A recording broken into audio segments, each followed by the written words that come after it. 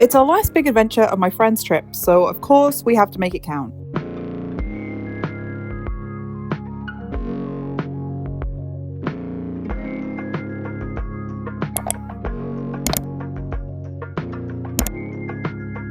We're headed back for one final day at Universal Orlando, and we're starting strong. The Incredible Hulk coaster only had a short wait time, and it's right by the entrance, so we hopped on. This one is intense, big, loud, thrilling, and very green. It gives me a tiny headache, so I'm a one and done girl here, but my friend was absolutely ready to loop back around immediately, so I happily cheered her on from the sidelines while she rode again. Next stop is Seuss Landing, one of my favourite whimsical corners of the park. It's colourful and silly and cosy in the best way. We started with the High in the Sky Seuss trolley train ride, a must-do for me. There are 2 tracks, purple and green. Young lad on the flying trapeze. Does anyone's name here start with D? Like Dana or David or Dingus McGee? Each town with S and a T. Uncle Up's umbrella is a triple for you. He just might throw in his underwear, too. And yes, we did ride both.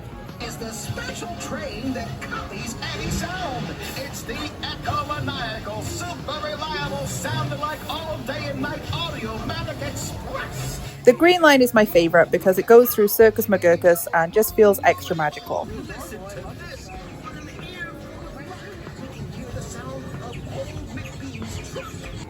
Then we hopped on One Fish, Two Fish, Red Fish, Blue Fish. It's similar to some other rides like Dumbo and Kang and Kong's Twirl and Hurl, but with this one you follow the song instructions to go up or down and to either avoid the water or get sprayed. We played it safe mostly. We couldn't skip Cat in the Hat. It's a quirky little dark ride, and honestly the AC alone is worth it. The Florida heat does not mess around.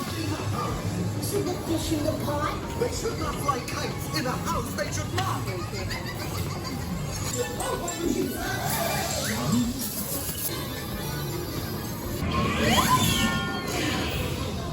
And apparently we timed it perfectly to catch Oh the Stories You'll Hear with the Grinch, Cat in the Hat, Thing 1 and 2, and the Lorax. This is a cute, fun, silly little character show, and definitely worth a stop.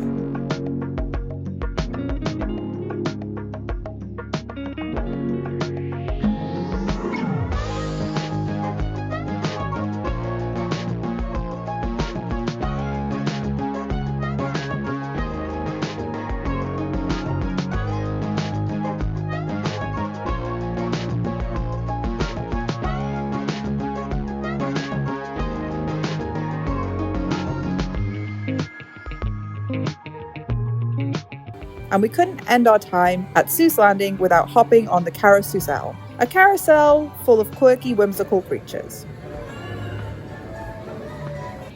After a quick ride on Spider-Man, we headed into Jurassic Park. River Adventure was a success. We did not get totally soaked, so that was a win. And then, of course, Velocicoaster, my favourite ride in the park. This one's so fun with the launches and the barrel roll over the water. I love it. We also stopped inside the Discovery Center again and saw a baby dinosaur hatching. My name is Dr. Hobby. I am one of the paleo veterinarians here at Jurassic Park Discovery Center. Much like your veterinarian at home. But yeah, 90 days, the first 30 days, sorry, not 30, the first 60 days, it'll be in one of these incubators to your left or your right, where you guys get to help us figure out what kind of dinosaurs in those Look eggs. at this guy, so precious. Raptor? How would you say that? You know what carnivores do, right? Eat humans. And you're behind shatterproof glass. Well, you're not. I'm gonna grab my forceps here. Without forceps, well, let's just say he has 8 fingers now, not 10, right? And I also don't want her to eat these eggshell pieces, because already I can tell, yes, she is a velociraptor. It's actually a girl, because all of our dinosaurs are girls, every single one of them. We wanted to take the Hogwarts Express, but unfortunately Hogwarts Express was closed today, so we just walked around. So here we are at Universal Studios Florida. Our first stop is Minions Villain Con. This is a shooter game where you stand on a conveyor belt, shoot at screens, and collect points. And it only had a 5-minute wait. Then we saw the Bourne Stuntacular, a truly underrated gem. If you haven't seen it, do yourself a favor, it's so impressive. Next up is the Mummy, another one of my favorites. We got into the single rider line and only waited 3 minutes. Practically a walk-on. Since the tribute store is in the Mummy gift shop this season, we wandered through. It's fun and atmospheric and worth a walk through. Then it was time for Diagon Alley. My friend wanted to finish some spells with her interactive wand, so I decided to go grab a butterbeer ice cream from Florian Fortescue's while she did this. This ice cream is so delicious. We kept exploring and headed to Men in Black, the alien shooter game. Oh, happy. Oh boy. Get to hear that song again. The universe and you know.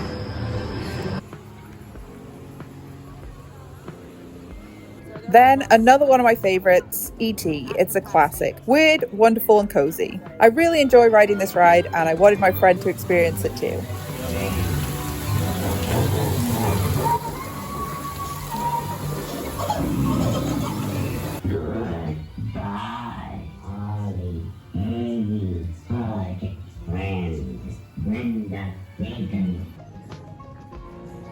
We grabbed some donuts from Voodoo Donut on the way out because that's the classic way to end a day at Universal Studios. The weather was beautiful, the ride times were low, and it was such a fun, final, big adventure together. Thanks for coming along with us, and I'll see you in the next adventure.